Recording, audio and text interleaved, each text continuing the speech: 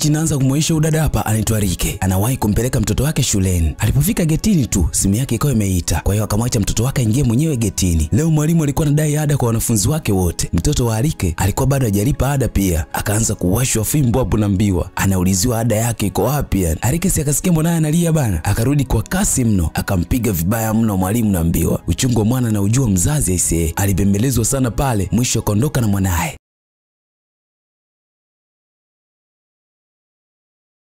Huyu mama muda wote anapenda sana kuwasifia watoto wenzake kuliko mtoto wake aliyemzaa. Huyu ni mwanae anaitwa Justin. Hapendi kabisa tabia ya mama yake ambayo huwa anaionyesha kila siku. Kama hiyo kazi unayoifanya haikupi matokeo, nenda katafute kazi nyingine ili umjali mama yako. Mama kinachomuumiza zaidi, watoto wake wenza wamefanikiwa kuliko mwanae. Unamkumbuka mtoto wa pili wa Titi? Yule daktari anaoa wiki ijayo huko Canada na kuambia watoto wake wote wanafanya vizuri. Wote wamefanikiwa sasa hivi nje. Wa kwangu sasa yupo tu hapa anakula chakula cha asante mama. Hii hali inamuumiza sana Justin. Acha nimlishe tu. Nisipomlisha watasema mimi ni mama mbaya. Mwana akawa amesepa. Anaondoka. Nenda huko kalete pesa ili uonyeshe wanaume wako. Muda wote unavaa makoti yako meusi tu kila mahali. Nimemwambia kama manguo yake meusi alete pesa, anapaswa abadili ili avae hata t-shirt. Justin kitaaluma ni mwanasheria na huwa anavaa suti yake nyeusi mara kwa mara. Ndio mama anamsimanga sana hapa. Rike hapendi kabisa mwanae aguswe kwa namna yoyote ile, lakini bahati nzuri mwanae ana akili sana. Akamwambia anapaswa mbadilishie shule ili asigombane na walimu kila siku kisa ada. Mama akasema atafanya kila kazi ili ampeleke mwanae shule nzuri. Sasa kuna nyimbo ya Bob Marley hapa huwa anaipenda sana kuiimba, na wanaimba katikati ya matatizo ambapo huwa akiwakumba. Lazima waimbe tu hii. Baadhi ya maneno kwenye hiyo nyimbo inasema kuwa everything gonna be alright, wakiamini kuwa kila kitu kitakuwa sawa siku moja. Baada ya masimango mama yake Justin akaja kwa rafiki yake Ferry hapa. Anajilaumu sana kama mtu ambaye ameshindwa hivi, lakini Ferry amekuwa akimpa moyo tu mshikaji wake kila mara. Ferry yupo tayari kumsaidia rafiki yake kutafuta wateja au kumwombea kazi kwa kampuni ya baba yake. Sasa Rike huwa anafanya kazi sana yani, lengo apate pesa kujikimu pamoja na kumsomeshea mwanae. Hapa anauza kinywaji kimoja hivi kinaitwa Zobo. Akimaliza kuuza Zobo, anakuja kufanya kazi ya kubeba tofari hapa. Ukisikia mwanamke washoka, basi ndo hii maana yake sasa. Rike akirudi nyumbani anakuwa amechoka sana, lakini inambidi afanye kila kitu kwa ajili ya mwanae yani.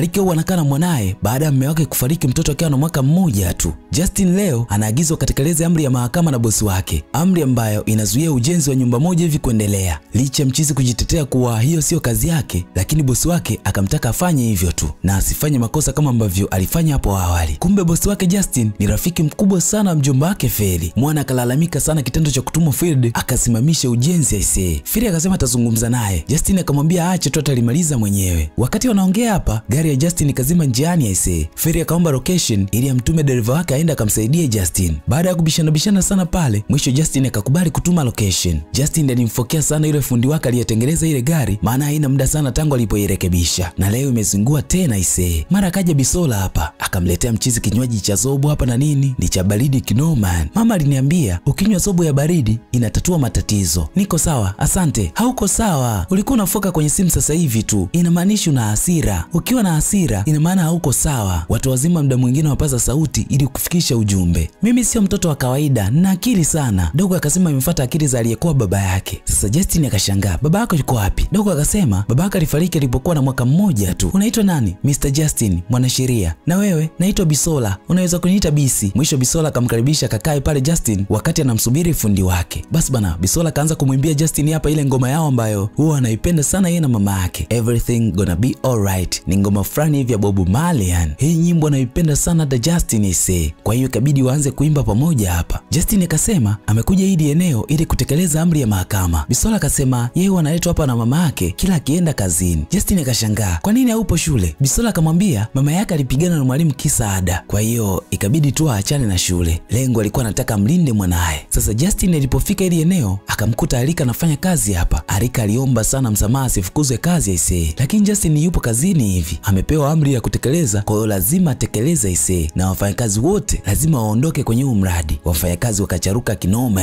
Mara Bisola akamfuata mama yake. Rike akashangaa kuona Bisola na Justin wanafahamiana. Ni rafiki yangu huyu. Na rafiki yako? Nimekutana naye dukani, ni mtu mzuri sana. Arika akacheka kinoma yani. Mtu mzuri yuko wapi? Huyu aliyesababisha nikose kazi. Mama akamtaka aondoke tu pale. Bisola akasema anataka aongee na rafiki yake. Arika alikuwa anaelewa sasa, akamtoa bidada pale. Taarifa za Bisola akamletea rafiki yake Feri hapa. Alikosha sana na Bisola namna alivyokuwa amelelewa. Lakini kilichomuumiza zaidi ni kumkosesha kazi mama yake. Maana alikuwa anafanya kazi ili amsomeshe mwanae. Feri hakutaka kabisa waendelee kuongelea hayo maswala, ikabidi wabadilishe maada. Huku Bisola akawa anamuomba mama yake msamaha. Arika akamwambia kuna watu wengi sana wabaya kwenye hii dunia. Haupaswi kuongea na kila mtu. Haupaswi kuchukua chochote kutoka kwa mtu usiyemjua, sawa? Upande wa Justin huku anamwaza sana Bisola. Amependa sana tabia zake licha ya kuwa analelewa kwenye mazingira magumu. Lakini bado alikuwa vizuri tu, tofauti na alivyokuwa kwake kipindi yuko mdogo. Kumekucha wakati Arika anatoka, akashangaa kumwona Justin amekuja hapa nyumbani. Arika na hasira naye kishenzi huyu mchizi. Mchizi amemletea zawadi Bisola hapa na nini, lakini maswali yakawa mengi mno kwa Arika. Bisola alifurahi kinoma kumwona Justin hapa. Mchizi wake kamletea vitabu ili asomesome zaidi, maana alikuwa na akili sana ise. Unawezaje kumletea mwanangu zawadi bila kuniambia kwanza? Kama nilivyosema, ana akili sana. Na shangaa umewezaje kumlea mtoto wako hivi kwenye mazingira kama haya? Mazingira gani? Umekuja kunitukana, si ndio? Justin akasema hapana, akaendelea kumsifia pale Bisola. Arika akagoma kabisa kufanya urafiki na Justin. Justin akasema yeye anataka urafiki na Bisola tu. Kwa nini Bisola? Kama nilivyosema, ana akili sana. Natamani nimsaidie kwa ajili ya kesho yake. Arika akasema talifikiria hili. Leo Bisola akamwomba mama yake kama itawezekana basi atoke na Mr. Jackson. Arika akasema talifikiria hilo, lakini bado Arika hajakubali kabisa. Bisola akamshukuru sana mama yake pale kabla ya kuruhusiwa ise. Kweli bana, Justin alipata nafasi ya kutoka na Bisola, jioni akamrudisha nyumbani kwao ise, lakini alikuwa na mazakazaka kibao hapa. Arika kutaka kabisa kusaidiwa, lakini Justin akamlazimisha hadi akachukua ule mzigo. Justin akasema anaweza kumsaidia, kaongea na watu ili apate kazi. Akapigwa stop pale. Arika akawa ameingia ndani. Feri akampigia simu rafiki yake Justin, anataka kujua wapi alipo kwa sasa. Justin akasema yupo kwa rafiki yake. Feri alipotaka kujua zaidi, simu ikawa imekatwa. Alipiga sana, yani piga mno, lakini ilikuwa haipatikani aise. Feri akaja kumsubiri nyumbani. Hao watu urafiki wao ni mkubwa sana. Mchizi akasema ni simu yake, kwa hiyo ilijizima yenyewe aise. Feri akasema leo amemnunulia simu mshikaji wake na inafanana kama ambayo yeye anaitumia kwa sasa. Justin alipoitazama ile simu akakuta ni toleo jipya kabisa. Siwezi kutumia hii. Inawezekanaje rafiki yako nikatumia 16 Pro Max na wewe unatumia hicho kitunzia line chako? Mchizi akawa amekubali pale na nini, alishukuru kinoma ise, na huo ndio rafiki sasa. Justin hakuacha kabisa kuwa anakuja kumsalimia Arika na rafiki yake Bisola hapa. Leo akapewa zobo ili aondoke nayo. Alifurahi kinoma mchizi. Kumbe na tabasamu sijawahi kuliona kabisa tabasamu lako. Naamini hivi karibuni tutakuwa marafiki tu. Justin akazipanga zile zobo zake vizuri kwenye friji, akaanza kuzipiga moja moja. Justin akawa anakuja kumtembelea Arika hapa na nini. Leo akataka kununua zobo 10 ili aondoke nazo. Kwa hiyo akamtaka Arika aweke namba zake hapa ili apokee muamala. Mwana akamtumia kweli muamala bibie, vitu kaa hizo mtu wangu. Pesa zilikuwa ni nyingi mno ese, hadi Arika kashangaa mwenyewe. Lakini kabla hajaongea mengi, akapokea simu ya Feri. Akamwambia ameandaa chakula cha jioni huku, kwa hiyo watashiriki wote kwa pamoja. Basi bwana, Justin akafika kwa muda mwafaka. Feri akasema kuna kitu anataka kumwambia Mchizi. Mchizi naye akasema kuna kitu anataka kumwambia pia BFF wake. Ikabidi Feri aanze kwa sababu yeye ni mwanamke, kama ambavyo sheria inataka ladies first. Na ndivyo hivyo, Feri kabidi aanze hapa. Kuna kitu kwenye moyo wangu natamani kukuambia, japo nilikuwa natarajia pengine utaniambia wewe kwanza. Nakupenda sana Justin. Nakupenda pia, wewe ni rafiki yangu. Sio aina hiyo ya upendo, na maanisha nakupenda kimapenzi. Feri akasema alikuwa na hisia hizi tangu akiwa chuo, lakini haelewi kwa nini Mchizi hakujiongeza ise. Wewe ni mwanangu sana. Sitaki niwe mwanao, nataka niwe msichana wako, mwanamke wako. Justin, kwani mimi sikuvutii? Au mimi sio aina ya wanawake wa kuishi nao wewe? Feri alitema madini mengi sana pale. Mitongozo ikawa inamchanganya sana Justin. Feri akampa muda ili Mchizi afikirie hili. Justin anampenda sana Arike, lakini hawezi kumwambia Feri. Ikabidi tu abadili mada hapa na nini, vitu kaa hizo mtu wangu. Akasema ameshinda kesi. Basi shanga likawa babu kubwa pale na nini. Ninaoma sana mtu wangu. Akiwa kwenye gari Justin akapokea simu imepigwa na Bisola. Ikabidi aende nyumbani kwa kina Bisola ili akajua amepatwa na nini, kwa sababu kwenye simu hawakuweza kuelewana vizuri. Alipofika tu Bisola akasema kuna majambazi walikuja kuvamia hapa mtaani na wamevamia kwa jirani tu hapo. Kwa hiyo ile eneo sio salama kabisa. Justin akasema wanapaswa waondoke hapa ili wakaishi naye nyumbani kwao. Arika akawa amekataa hapa. Akasema asubuhi kukipambazuka nastuka tu nitaenda kijijini. Justin akachukua begi akatoka na Bisola nje. Arike naye akaunga ise, maana alikuwa hataki kwenda. Watu wako busy wanaondoka tu, aliita sana ise. Ikabidi tu aungane nao pale. Mama yake Justin hakupenda kabisa Bisola na mama yake waishi hapa. Licha kubembelezwa sana yani, lakini anataka watolewe tu mndani. Unapaswa uone aibu. Wenzako wanaleta wanawake wasomi, wanaojielewa. Wewe unaenda mtaani huko kuleta mbwa wa Uswahilini ndani. Mama akasema hawa watu hawatakuwa na amani huko ndani. Hebu angalia ukutani, hakuna mbu. Unadhani hapa ni kwenye dimbwi la maji yaliyotulia kwamba kila mtu anaweza kuja kukaa tu hapa, si ndio? Ni nyumba baba yako ndio. Kwa hiyo unataka kuifanya jalala? Kila mtu anaweza kuja kuishi tu hapa. Kama unajua unachokifanya, warudishe ulipowatoa. Mama akasepa na maneno mengi sana ya kejeli. Arika alisikia kila kitu ambacho Justin alimwongea na mama yake. Hakupenda kabisa maisha haya ise, lakini Justin akamtaka asifikirie vibaya. Arika akaamka asubuhi na kuanza kufanya usafi hapa ndani. Justin alipofika akaanza kushangaa tu. Arika akasema hawezi kulipa mtu ili aje kufanya kazi humu wakati na yeye yupo tu. Upande Feri huku amekuja ofisini kwa kina Justin hapa. Akasema kuna kesi mbili ambazo zinakuja kwenye hii kampuni na wanapaswa wazisimamie wao wenyewe. Kwa hiyo akampendekeza kama vipi kiongozi wa hiyo timu ambayo anaenda kufanyia hiyo kesi atakuwa ni Mr. Justin. Mwana akawa amekubali kupewa hiyo fursa. Pongezi nyingi sana zikafuata pale. Huku nyumbani mama Justin amekuta Bisola anaangalia TV. Mama akamnyanyua kwa mbwembe kinoma ise. Mara Arika akaingia hapa. Akakuta mama naye sukari yake imepanda. Aliwaka kishenze ise. Leo baada ya msosi Justin alikipongeza sana chakula cha Arike, ikabidi ampe kazi ya upishi na atakuwa anamlipa kama 150 hivi kwa mwezi. Arika refry kinoma ise. Justin akawa anaishi maisha ya furaha sana na Arike pamoja na mwanae. Mchizi alionyesha mapenzi ya dhati bila upendeleo ise. Ikafika hatua mchizi akiwa nyumbani kama anataka kufanya kazi, anakuja nyumbani kwa Feri. Kuna wakati Feri anatamani kumpiga busu la upendo mchizi, lakini akawa anagoma ise. Leo wakati Justin anapiga story na Arike hapa, akamwambia babake Bisola alifariki akiwa Bisola akiwa na mwaka mmoja tu duniani. Arike haamini kabisa kama kuna watu wanaoa single mother. Justin akasema yeye anaweza na anampenda sana Arike. Aliposikia hivyo tu akajifanya ameunguza mboga jikoni. Lengo alikuwa anataka potezee kusudi la Justin. Justin naye akamuungia hapa. Justin akamwambia huwezi kunikwepa hivi. Arike akajitetea sana pale, akasingizia kazi, mamake Justin na kila kitu. Lakini Justin msimamo wake ni ule ule yani. Mara kaingia mama mkwe hapa. Chochote alichokwambia hakifanyii kazi huyo. Hauwezi kuwa na mwanangu wewe. Maisha ya Justin na Feri ni mazuri sana, maana ni marafiki wa muda mrefu sana. Mchizi akirudi nyumbani basi ni furaha na familia tu. Inapendeza sana ndugu akiishi pamoja ise. Asubuhi wakati Justin anaenda kazini, Arika akamkimbizia chakula cha mchana. Alikuwa amekisahau nyumbani. Mama alimkata jicho vibaya mno Arike. Leo Arika akamwambia mwanae kuwa hivi karibuni atarudi tena shule. Mtoto akashangilia kinoma ise. Mwisho akamuuliza kama anampenda hata kidogo tu Mr. Justin. Arika akasema anampenda. Mtoto anatamani sana amuite Justin baba yake. Dogo ana akili za kiutu uzima kabisa hizi. Michelle fulani hivi Arika akamwandikia ujumbe Justin. Akamwambia amekubali ombi lake. Kwa hiyo wanaweza kuanzisha mahusiano sasa rasmi. Huku Justin anaendelea na mipango ya kazi ya kampuni. Kila mtu alikuwa anafurahia kinoma maono ya Justin kwa hii kesi. Huku Feri amefika nyumbani kwa kina Justin. Kila akipiga simu Justin haukoti kabisa. Piga sana simu pale lakini kimya. Mwisho akamwachia ujumbe wa sauti akasema amefika nyumbani kwao kumuona mama yake na akirudi basi atamkuta hapa nyumbani, lakini pia sisahau kumletea ice cream yakitoka huko. Basi bana Feri alipoingia ndani akamkuta Bisola hapa mezani. Wewe ni nani? Naitwa Bisola, naishi hapa na mama yangu.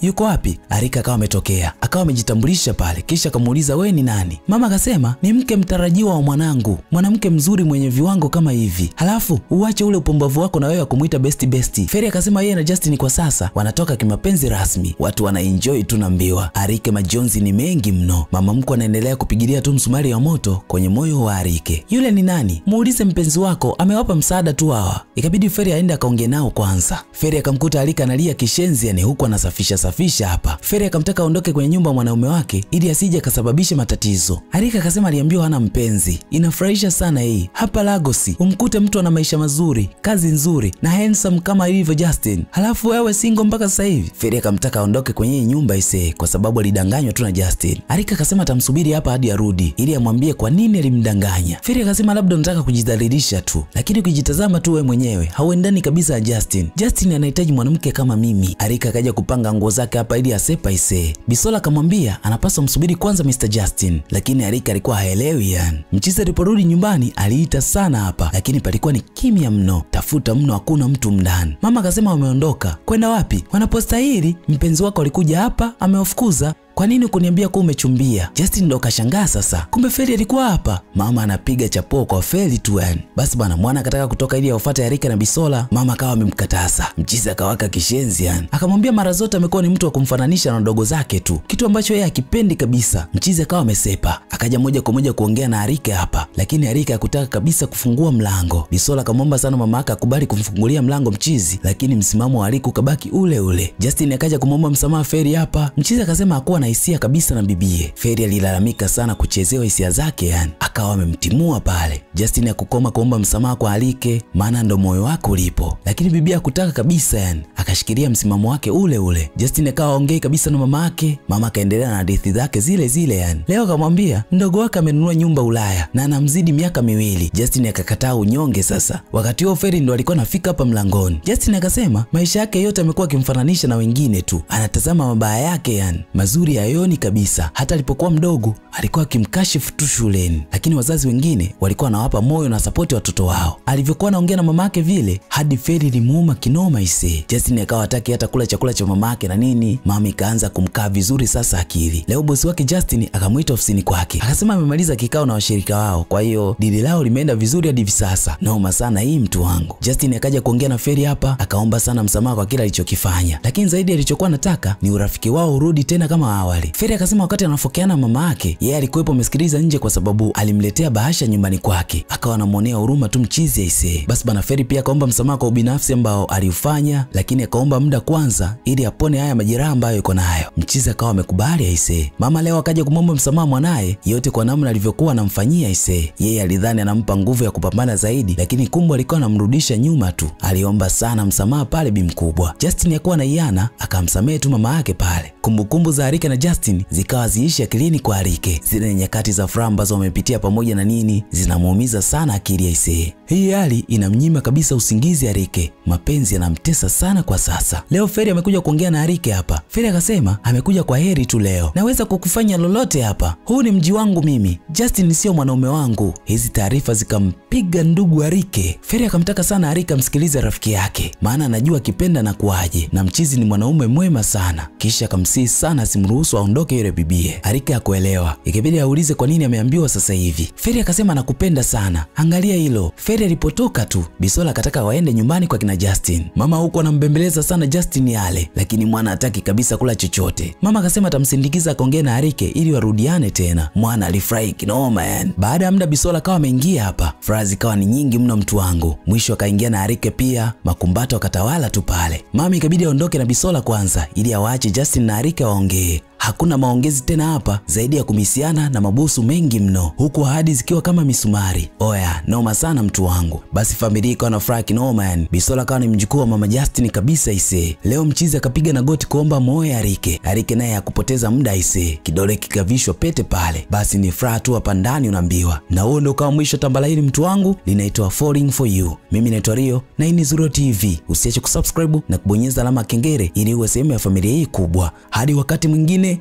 bye.